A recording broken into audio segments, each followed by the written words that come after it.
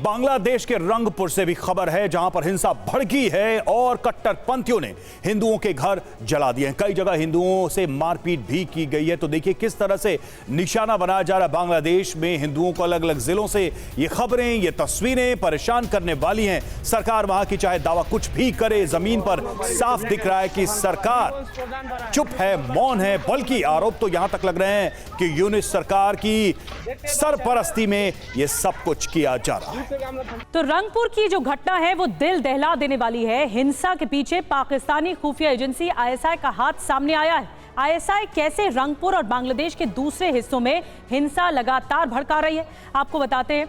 ISI की entry हो चुकी है बांग्लादेश में। रंगपुर में हिंसा कैसे भड़की आपको बताते हैं। कुछ दिन पहले आईएसआई के अधिकारियों की जो सीक्रेट विजिट है वो देखने को मिली। आईएसआई के अधिकारियों ने कट्टरपंथियों से मुलाकात तक की थी। मुलाकात के कुछ दिन बाद ही हिंदू परिवारों पर अटैक हो गया।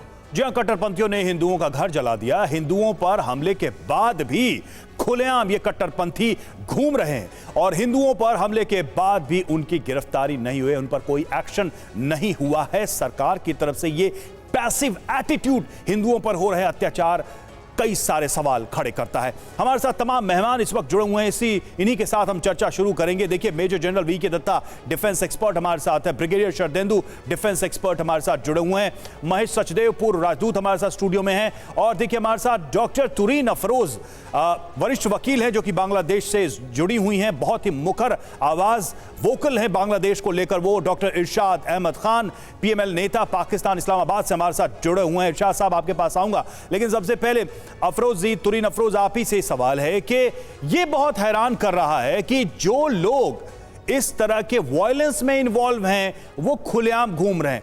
चलिए, ये माना जा सकता है कि सरकार के नियंत्रण में, गवर्नमेंट के कंट्रोल में कुछ भी नहीं है, लेकिन अगर ऐसे लोग जो हिंदुओं के खिलाफ एट्रोसिटीज करते हैं, उनकी हत्या करते हैं, उनको मर्डर करते हैं, उनके खिलाफ वो लोग खुलेआम घूम रहे हैं, वो जेलों के सलाखों के पीछे नहीं है, क्यों ना कहा जाए कि ये सब सरकार जानबूझ के होने दे रही है या करवा रही है? मैं तो आपके साथ यहाँ पे सहमत हूँ। सरकार को पता नहीं है, ये बात तो नहीं है, क्योंकि जब भी कोई भी इंसिडेंट्स हो रहे हैं उसके बाद आप जो बताया कि सरकार चुप ही बैठे हैं, वैसे बात नहीं है। सरकार बोल रही है इट्स वेरी अनफॉर्चुनेट, ऐसा नहीं होना चाहिए, लेकिन वो फिर से हो रहा है। फिर से सरकार वही बात बोल रही, जैसे पुरानी रिकॉर्ड जैसे वो बताते जा रहे। अब देखिए, बांग्लादेश में जो पाकिस्तान की यहाँ पे जितने सारे कॉन्स्पिरेसी है, इनके साथ जो भड़काया है हमारी जनता को, जो भी है, ये मुझे लेके जाता है 1947 में हुटू नेशन थ्योरी में, हिंदू या वर्सेस मुस्लिम। लेकिन बांग्लादेश यहाँ पे नई देश है, यहाँ पे जो हिंदू है वो बांग्लादेशी है, मुसलमान वो भी बांग्लादेशी है।